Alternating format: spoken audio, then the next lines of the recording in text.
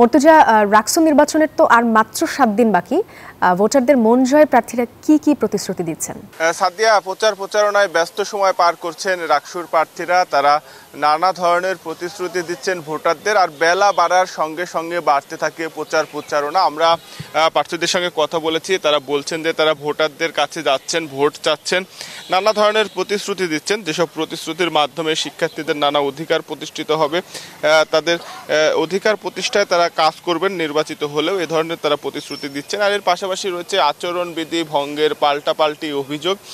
তবে নির্বাচন কমিশন বলছে যে কেউ যদি লিখিত অভিযোগ জানায় তাহলে তারা আইনগত ব্যবস্থা নেবেন। আর এর পাশাপাশি গতকালকে আমরা দেখেছি যে ছাত্র দল এবং ছাত্র শিবির কিন্তু পাল্টাপাল্টি 2টি দফা দিয়েছে। তারা বলছে যে তাদের যৌক্তিক দফা সেটি বাস্তবায়ন না হওয়া পর্যন্ত তারা নির্বাচনের বিষয়ে কিন্তু দাবি জানিয়ে যাবেন। তবে ছাত্রদল বলছে যে তারা যে 6 দফা দাবি জানিয়েছেন, তারা সেই যৌক্তিক দাবি অনুযায়ী ভোট গণনা ম্যানুয়ালি করতে হবে। এবং এর পাশাপাশি ছাত্র শিবির কিন্তু বলছে যে তাদের দাবি ম্যানুয়াল নয়, ওএমআর পদ্ধতিতে ভোট গণনা সম্পূর্ণ করতে হবে। আমরা একজন ভোটারের সঙ্গে কথা বলি, কেমন প্রচারণা দেখছেন? কেমন আমাদের এখানে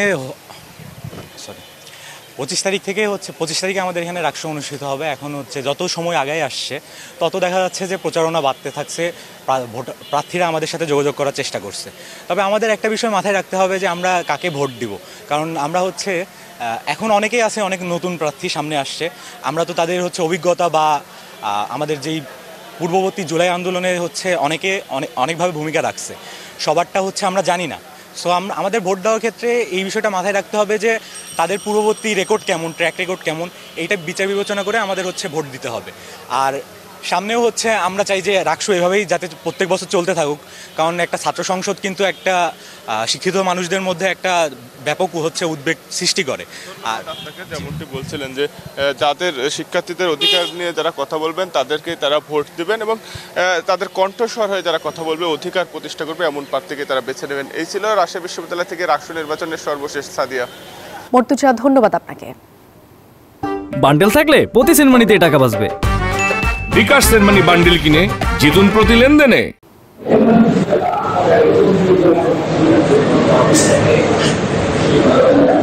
ধন্যবাদ সাদিয়া। আপনি যেমনটি বলছিলেন, চট্টগ্রাম বিশ্ববিদ্যালয়ে কেন্দ্রীয় ছাত্র সংসদ চাকসু এবং হল সংসদ নির্বাচনের মনোনয়ন ফর্ম বিক্রি সম্পন্ন হয়েছে। এরই মধ্যে আমরা দেখি যে 1162 জন প্রার্থী তারা মনোনয়ন ফর্ম কিনেছেন। একই সাথে হল সংসদ এবং হল সংসদেও দেখি 634 জন প্রার্থী তারা মনোনয়ন ফর্ম কিনেছেন। আজ মনোনয়ন ফর্ম জমা দেওয়ার শেষ দিন বলে জানিয়েছে আমাদের। এখন পর্যন্ত গত 4 দিনে মনোনয়ন ফর্ম জমা দিয়েছেন 374 জন। একই সাথে আপনাকে জানিয়ে রাখতে চাই, আজ ছাত্র দল এবং বাংলাদেশ ইসলামী ছাত্র শিবির তারা প্যানেল ঘোষণা করবে বলে জানিয়েছেন। বেলা 12টার সময় কেন্দ্রীয় ছাত্র দলের কেন্দ্রীয় সেক্রেটারি নাসিরউদ্দিন নাসিরের উপস্থিতিতে প্যানেল ঘোষণা করা হবে বলে আমাদেরকে জানিয়েছেন। একই সাথে দুপুর 2:30টার দিকে ছাত্র শিবিরের কেন্দ্রীয় নেতৃবৃন্দ এসে তাদের প্যানেল ঘোষণা করবে, এবং বিকেল 4টার সময় ইসলামী ছাত্র আন্দোলন তারা প্যানেল ঘোষণা করবে বলে আমাদেরকে জানিয়েছেন। এবং আজ কিন্তু মনোনয়ন ফর্ম বিতরণের শেষ দিন। মনোনয়ন ফর্ম বিতরণকে কেন্দ্র করে আমরা দেখি সকাল থেকেই প্রার্থীরা আসছেন, তারা মনোনয়ন ফর্ম যে কাগজ, তাদের যে কাগজ আছে তারা জমা দিচ্ছেন। একই সাথে তারা ড্রপ টেস্টের জন্য একটা ফর্ম দিয়েছে কমিশন, সেই ড্রপ টেস্টের ফর্মটাও একসাথে জমা দিচ্ছেন। ড্রপ টেস্টের যে যদি পজিটিভ আসে তাহলে তারা প্রার্থীতা থেকে বাতিল হবে বলে জানিয়েছেন কমিশন। একই সাথে আপনাকে জানায় রাখতে চাই যে আমরা নির্বাচন কমিশনের সাথে কথা বলেছি, তিনি যেমনটা জানিয়েছেন যে নির্বাচনকে সুষ্ঠু করার জন্য সকল ধরনের পদক্ষেপ তারা নিয়েছেন। একই সাথে নির্বাচনকে সুষ্ঠু, সুন্দর এবং উৎসবমুখর করার জন্য সকল ধরনের ব্যবস্থা তারা নিয়েছেন।